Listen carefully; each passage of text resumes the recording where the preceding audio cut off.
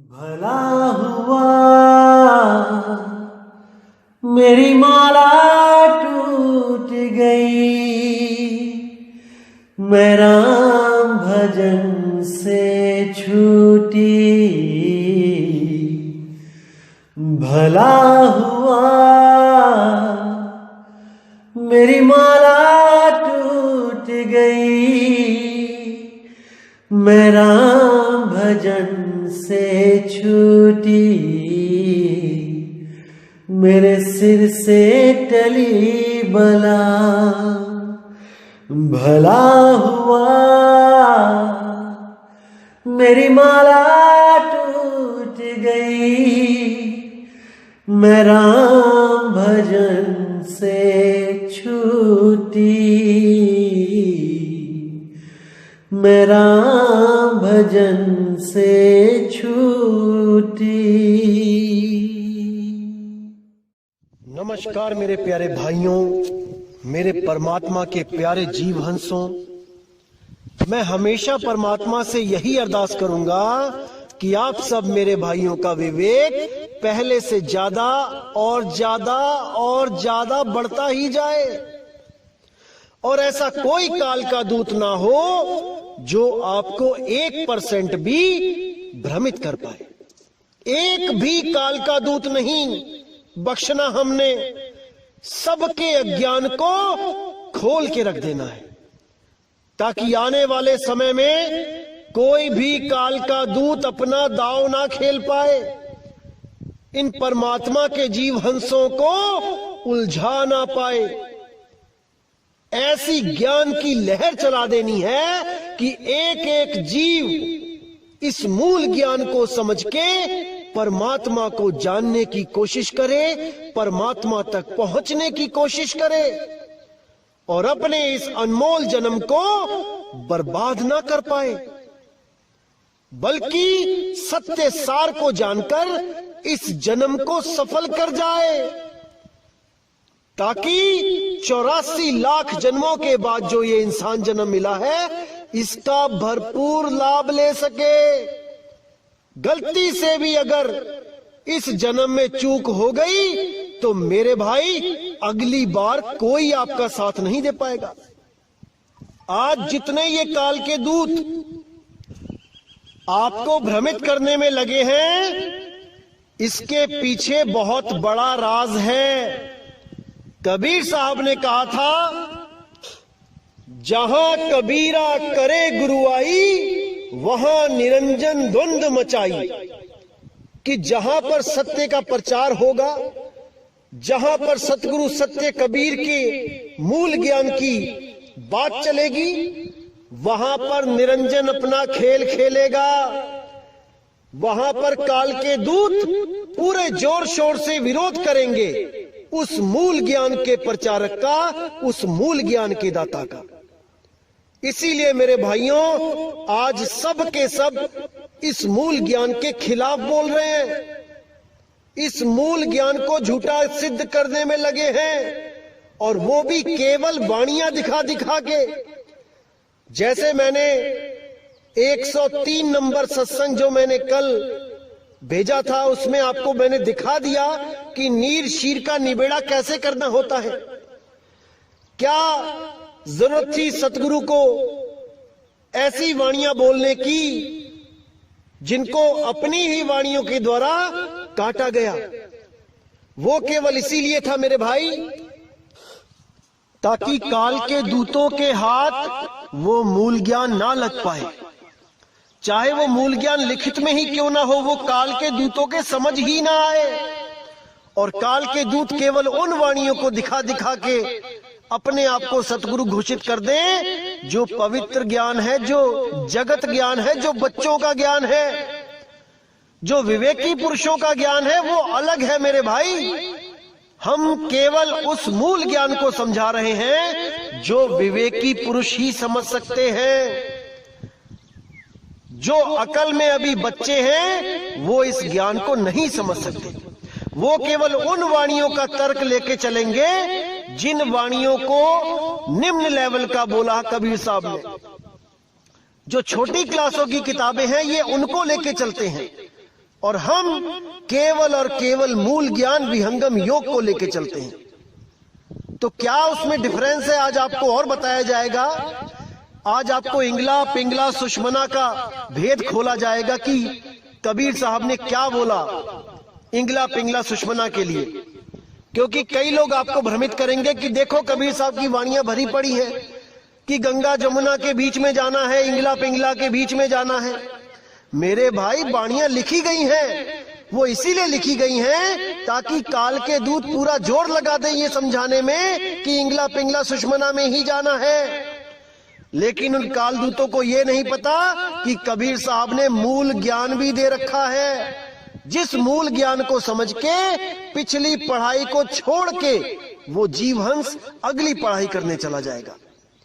तभी उसको मुक्ति मिलेगी जब वो इंगला पिंगला से ऊपर उठेगा, सुषमना नाड़ी से ऊपर उठेगा। जो भी गुरु आपको कहता है कि सुषमना में ध्यान लगा दो, वो काल का ही दूत है।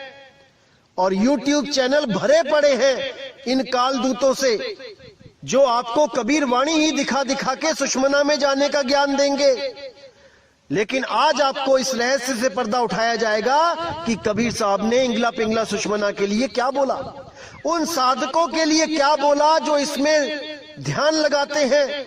कोई इसमें प्राणों के द्वारा चढ़ाई करता है, कोई इसमें कल्पना के द्वारा चढ़ाई करता है, कोई आपको बोलता है कि सुषमना का अर्थ है सुस्त मन। अरे मूर्खानंद, किसको बेवकूफ बनाते हो तुम लोग। सुषमना का अर्थ ये नहीं है कि सुस्त मन, सुषमना का अर्थ है सूक्ष्म मन। और वो कहां बैठा है? सुषमना नाड़ी में। वही काल है जो सुषमना में अपना अड्डा जमा के बैठा है। और जो भी जीव सुषमना में जाता है उसको वो भ्रमित कर देता है, अरबों खरबों सूरज दिखा के, उनके गुरुओं की शक्लें दिखा के, तरह तरह के नजारे दिखा के, झूठे स्वर्ग, झूठे ब्रह्मलोक, झूठे सतलोक, अलखलोक, अनामी लोक दिखा के वही भ्रमित कर देता है। तो साहिब प्रमाण भी देते हैं कि निज मन करत जहां ठकुराई, सो नैनन पिछवाड़ा है। निज मन यानी सूक्ष्म रूप में मन कहां रहता है? नैनों के पिछवाड़े, यानी कि इंगला पिंगला सुषमना में। और जितने भी ये लोग सुषमना की बात करते हैं वो सब काल के ही दूत हैं। अरे कबीर साहब ने तो यहां तक कह दिया, पिंगला बिन से सुषमना नाड़ी, जब उन्मुन की तारी टूटे तब कहां रही तुम्हारी। साहिब ने साफ इशारा कर दिया, मूल ज्ञान है ये पवित्र ज्ञान नहीं है कि लाल चोले वाला बाबा भी सुषमना में ध्यान लगा रहा है और ये प्राण योगी भी सुषमना में ध्यान लगा रहे हैं, हठी योगी भी सुषमना में ध्यान लगा रहे हैं। जो भी सुषमना की बात कर दे, समझ जाना मेरे भाई कि वो सूक्ष्म मन का गुलाम है। और ये मूर्ख बनाने वाले जो सुस्त मन कह रहे हैं, इनको काखा गा का नहीं पता भी सुषमना नाड़ी के बारे में। ये वही स्वयंभू हैं जो बिना गुरु के ज्ञान अर्जित करके किताबों से अपना मनमुखी ज्ञान बांटते फिरते हैं और सोचते हैं कि हमें तो सत्य पता लग गया। अरे 100 जन्म लगा लो, 1000 जन्म ले लो, बिना गुरु के ज्ञान नहीं मिल सकता। गुरु बिन पढ़े जो वेद पुराना, सार न जाने रहे अज्ञाना। साहिब साफ कहते हैं कि बिना गुरु धारण किए जो भी किताबें पढ़ता है, ग्रंथ पढ़ता है, वो केवल अक्षर ज्ञान तक जा सकता है, भेद ज्ञान नहीं प्राप्त कर सकता। क्योंकि भेद तो केवल किसी के बताने से ही प्राप्त होता है, अन्यथा वो केवल अक्षरों को पढ़कर अपने आप को ज्ञानी मानकर जन्म बर्बाद करके चला जाता है। अब साहिब ने यही समझाने की कोशिश करी है, जितने भी लोग इंगला पिंगला सुषमना में ध्यान लगाते हैं, ताड़ी लगाते हैं, पहले सोहंग के साथ ऊपर की तरफ चलते हैं, ध्यान लगाते हैं, उसके बाद एक अवस्था प्राप्त कर लेते हैं जिसको उन्मुन अवस्था कहा जाता है, जिसको मुद्राओं में मैंने बताया था कि उन्मुनी मुद्रा कहा जाता है। प्राणों के द्वारा जाते हुए सुषमना में जाकर प्रकाश में बैठकर सोचते हैं कि हम तो बच गए, अब हमें कौन पकड़ सकता है। लेकिन साहिब कहते हैं इंगला बिन से पिंगला बिन से सुख मन नाड़ी। अब कहां जाओगे? जब पूरा शरीर ढहेगा तब तुम्हारी इंगला पिंगला सुषमना भी ढह जाएगी भाई, क्योंकि ये भी शरीर की वजह से है। अगर शरीर नहीं तो इंगला पिंगला सुषमना भी नहीं। इसीलिए साहिब कहते हैं जब यूं मन की तारी टूटे। अभी तो श्वासों का अजपा जाप करके चढ़ गए, चढ़ाई कर ली सुषमना में और सोचने लगे कि मैं बच गया। लेकिन कहते हैं जब उन मन की तारी टूटे तब कहां रहे तुम्हारी, तब तुम्हारी सुरती कहां रहेगी। आज तो तुमने सुषमना में चढ़ा ली, लेकिन जब शरीर छूटेगा तब तुम भी गिरोगे, क्योंकि तुमने श्वासों का सहारा लिया है। और जब शरीर खत्म होगा तो श्वासें भी खत्म होंगी और तुम्हारी सुरती जो श्वासों में रमी हुई थी वो दोबारा गिर जाएगी, क्योंकि वो निराधार नहीं हो पाई।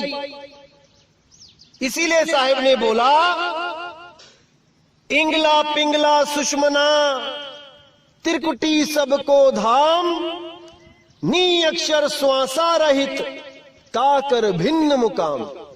कि जितने भी ये अज्ञानी हैं इंगला पिंगला सुषमना और त्रिकुटी में जाने की बात करते हैं, जितने भी हैं, इनका धाम काल लोक है, ये काल के मुंह में जाएंगे। लेकिन नी अक्षर श्वासा रहित, उस नी अक्षर की जो साधना करेगा, जो श्वासा रहित, जिसमें श्वास की जरूरत नहीं पड़ती, वो केवल सुरती के द्वारा प्राप्त किया जाता है।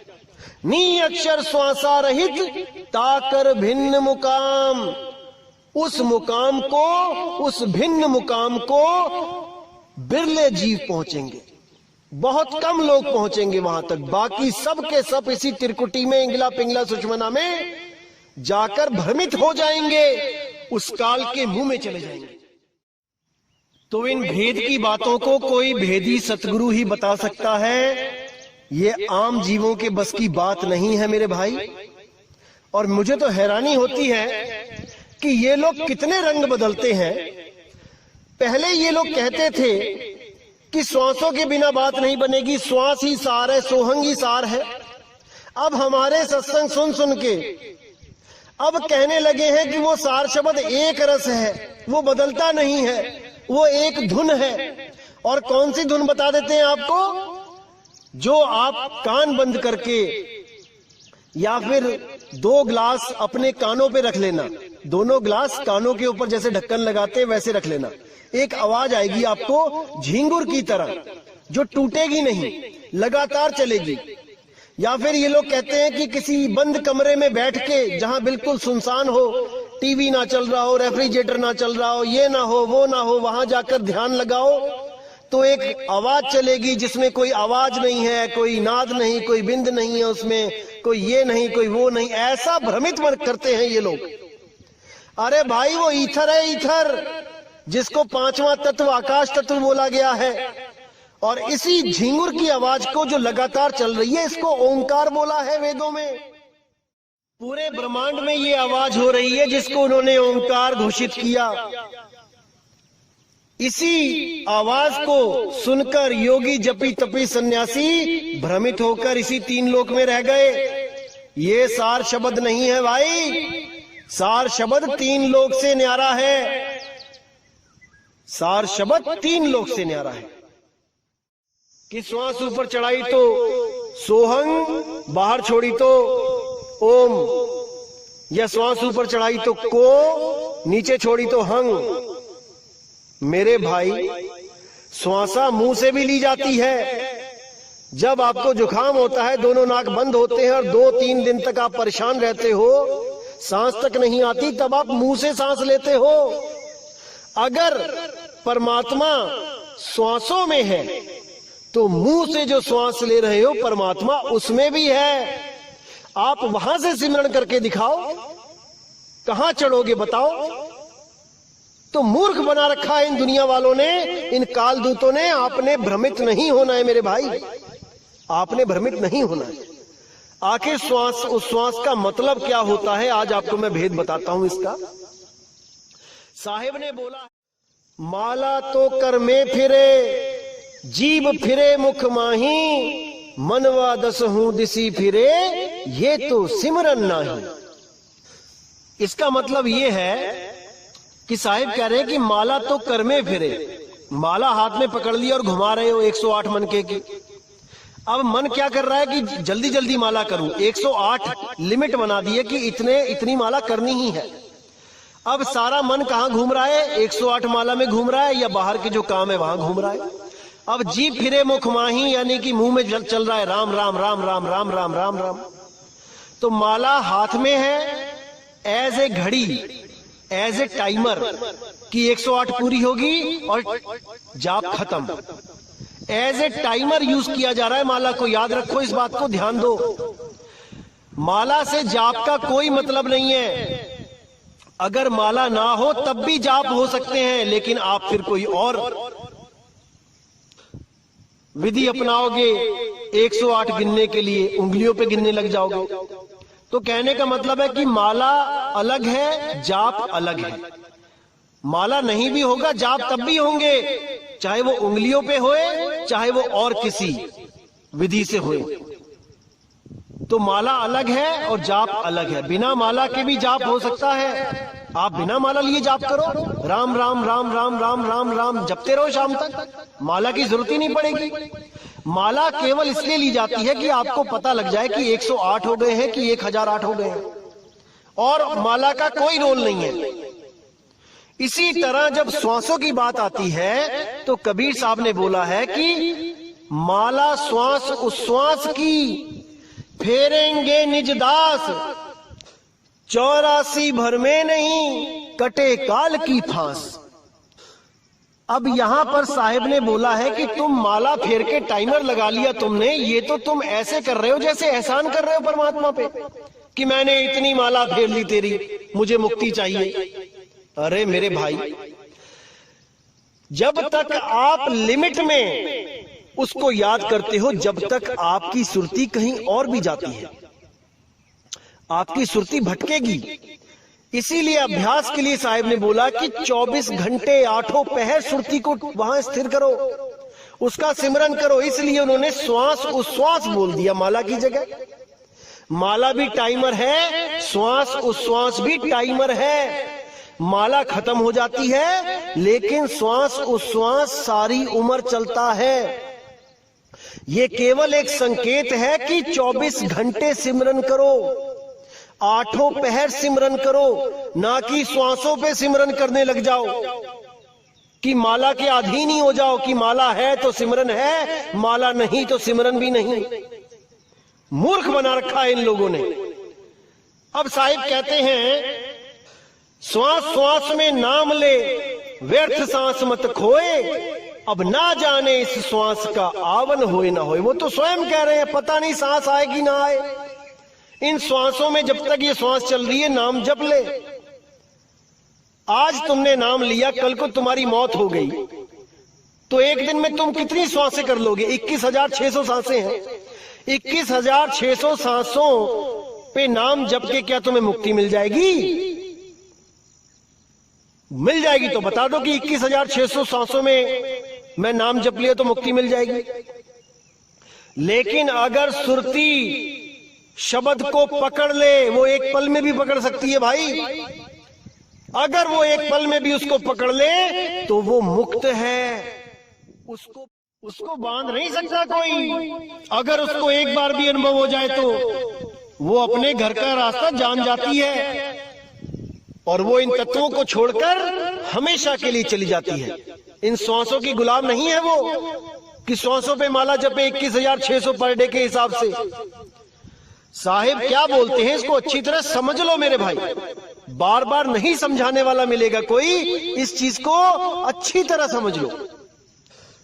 साहिब ने इशारा भी किया है कि श्वासा की कर सिमरनी, श्वासा को तो सिमरनी का रूप बताया है कि जो सिमरनी है वही तेरी सांस है। सिमरनी यानी कि जो हाथ में माला घूम रही है वो सिमरनी कहते हैं उसको।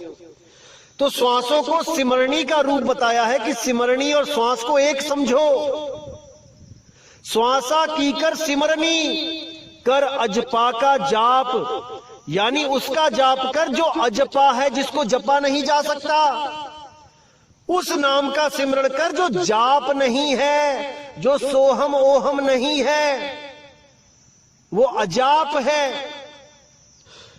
परम तत्व का ध्यान धर, सोहम आपे आप। सोहम सोहम करने की जरूरत नहीं पड़ेगी, ना ही श्वास की जो धुन है सोहम, उसको सुनने की जरूरत पड़ेगी।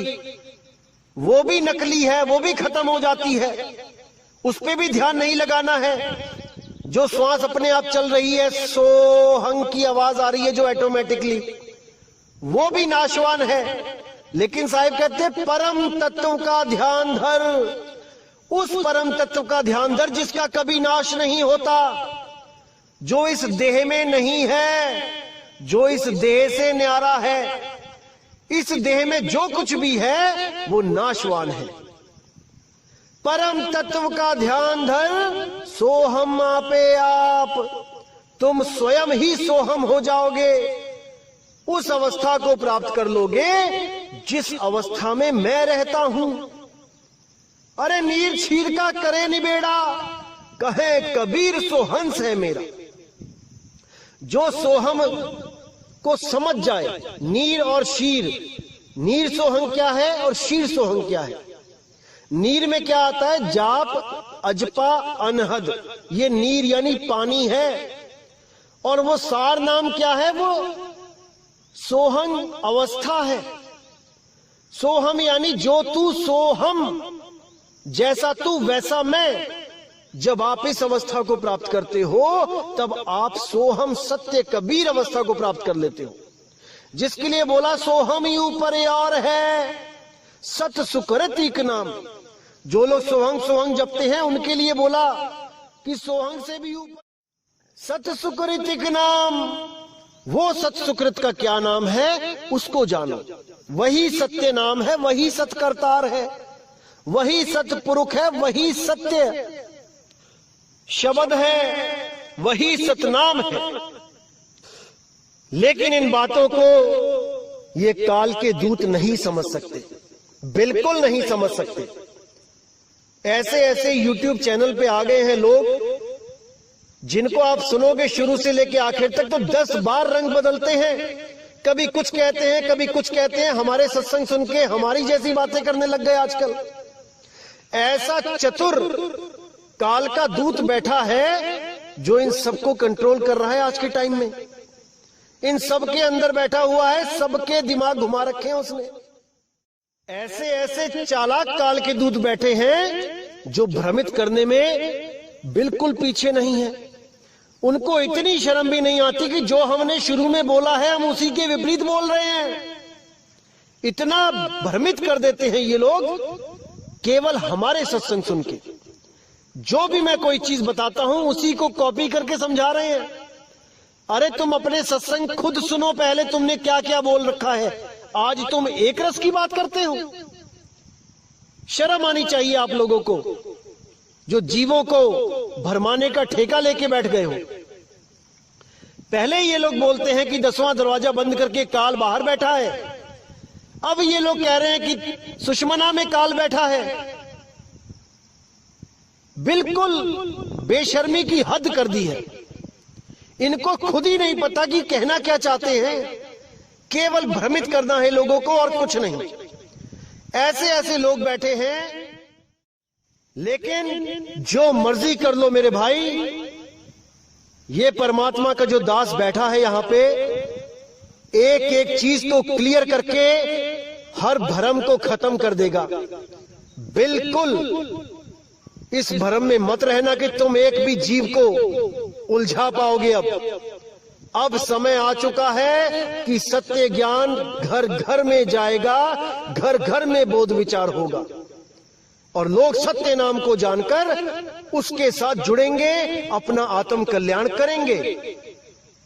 अब ज्यादा दूर नहीं है वो दिन जब पूरे संसार में केवल सत्य नाम का डंका बजेगा। क्योंकि साहिब ने समय निर्धारित कर रखा है और सब कुछ उसी के अंतर्गत हो रहा है। तो भाइयों, आज का जो विषय था यही क्लियर करना था कि जो अलग अलग तरह की वाणियां पढ़ के मेरे भाई भ्रमित हो जाते हैं, उनको मैं एक दिशा दे सकूं, मूल ज्ञान दे सकूं। बाकी लोग क्या करते हैं, पहले मूल ज्ञान की वाणी रखते हैं। एक जगह मैं देख रहा था सत्संग में किसी के, उसने सबसे पहले ये वाणी रखी कि इंगला बिन से पिंगला बिन से, और उसके बाद क्या करता है, उसके बाद पवित्र ज्ञान सामने उठा के रख दिया, नीचे की वाणी उठा के आगे रख दी कि नहीं देखो कबीर साहब ये कह रहे हैं, ये करना है। यानी 10वीं कराने के बाद उसको 5वीं की किताबें पढ़ा रहा है। अरे मेरे भाई, 5वीं के बाद 10वीं होती है, 10वीं के बाद 5वीं नहीं होती है। जो वाणी आपने सबसे पहले दिखाई है वो सबसे लास्ट में दिखाओ और बोलो कि ये मूल ज्ञान है। इंगला पिंगला सुषमना को छोड़ो। इन लोगों ने तो यहां तक भ्रमित कर दिया कि संतों का इंगला पिंगला सुषमना कोई और है और हठी योगियों का इंगला पिंगला सुषमना कुछ और है।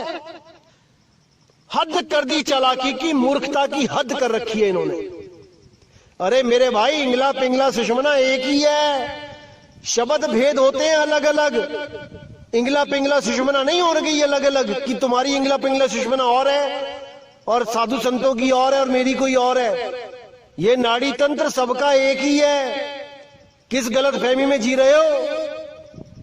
तो मेरे भाई, हर चीज को अच्छी तरह समझना है, विचार करना है, विवेक लगाना है, क्योंकि जीव आपका है, कल्याण आपको ही करना है। और मैं तो हैरान होता हूं, एक भाई तो YouTube चैनल बना के बैठा है और उसने एक वीडियो अपलोड करी कि सार शब्द कैसा होता है, आओ सुने, बताओ। और क्या सुना रहा है? जब दूरदर्शन पे कोई सिग्नल नहीं आता होता था दोपहर में लगभग 2-2:30 बजे, जब कोई प्रोग्राम नहीं आता तो एक सीटी की तरह आवाज चलती थी। मैं आपको अभी भेजता हूं, उसको सुनिए। इसको सार शब्द बना के पेश किया जा रहा है। हैरान हो गया मैं देख के कि लोगों की बुद्धि क्या काम कर रही है। अरे क्या कर रहे हो आप लोग? क्यों भ्रमित कर रहे हो समाज को? जब ज्ञान नहीं होता तो बांटा नहीं जाता। पहले खुद तो कन्फर्म हो जाओ, खुद का तो निर्णय करवा लो। दूसरों को निर्णय ज्ञान देने में लगे हैं। आइए सुनते हैं वो कौन सी धुन आजकल YouTube पे चलाई जा रही है, जिसको सार नाम बोला जा रहा है। सार शब्द की धुन बोली जा रही है। हद ही कर दी इन लोगों ने। आइए सुनते हैं।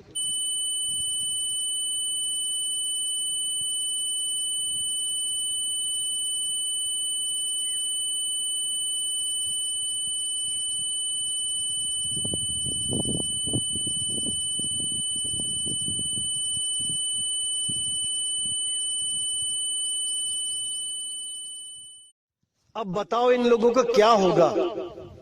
क्या दिशा दे रहे हैं ये लोग समाज को? फिर तो मेरे भाई, रेडियो में कोई सिग्नल ना आए तो उसको सुनो और मुक्त हो जाओ।